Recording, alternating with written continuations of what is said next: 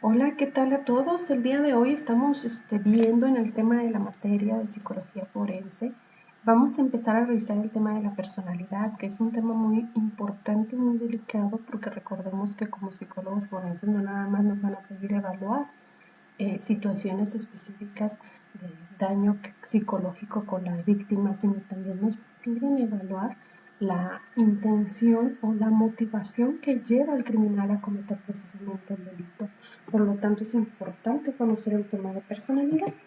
Es muy importante determinar que en aspectos forenses la personalidad juega un papel muy importante en la cuestión médico-legal.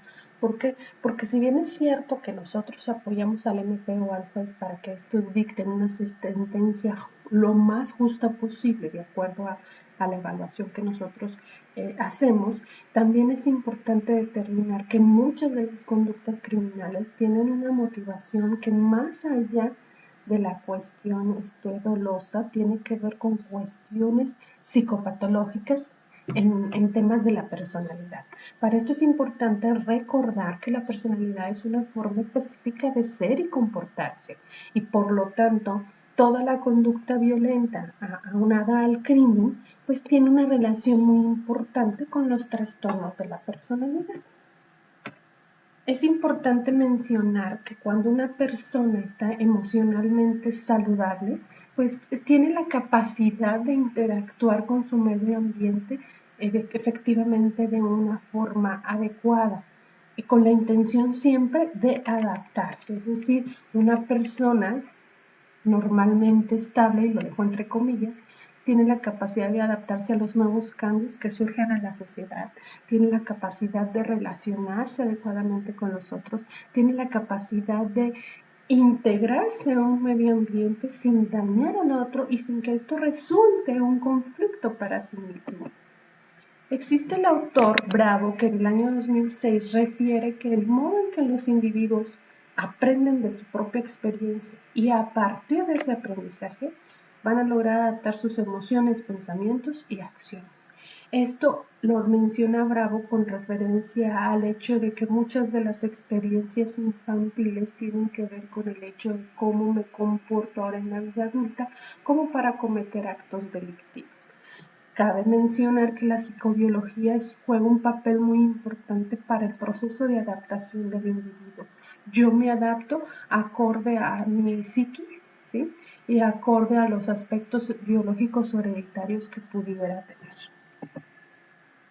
Hablando ya más a fondo de los trastornos de la personalidad, es importante mencionar que las personas debemos de ser psíquicamente normales, pero cuando esto no sucede, Vázquez y sus colaboradores refieren 4 aspectos muy importantes para determinar que una persona pudiera padecer una anormalidad en la personalidad.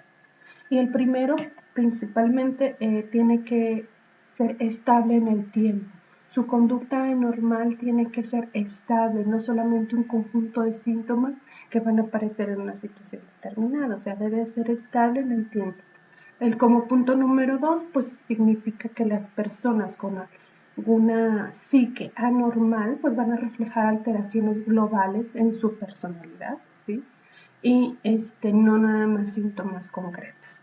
Estas personas anormales en su personalidad suelen ser egosintónicos, es decir, que no suelen molestarse subjetivamente, ¿sí? Al menos no en la medida en que los síntomas de las enfermedades mentales. O sea, cuando yo tengo una esquizofrenia, por ejemplo, y de repente estoy alucinando, pues a lo mejor voy a ser agresiva por mi alucinación. Pero estas personas no se molestan subjetivamente, siempre están en este estándar de estabilidad de sintomatología, estabilidad en el tiempo.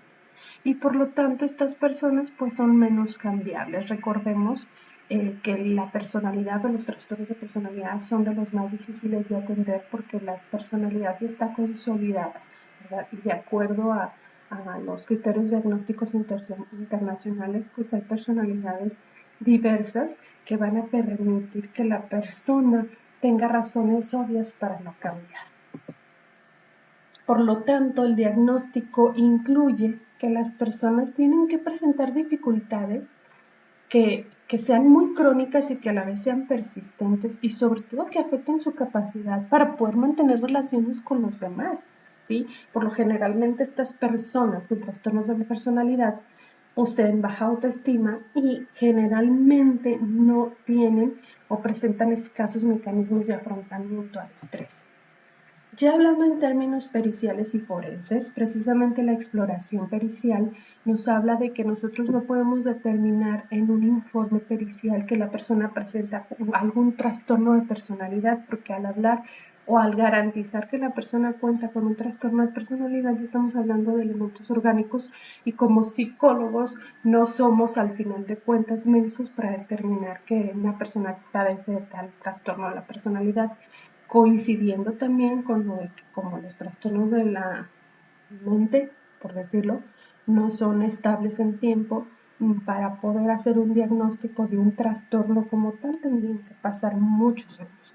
Entonces, en la exploración pericial lo que intentamos es nada más determinar, esta persona que estoy evaluando tiene personalidad con rasgos de tal o cual tipo. Aquí podemos incluir los 10 tipos que nos mencionan dentro de los 3 clusters que habla el DSM.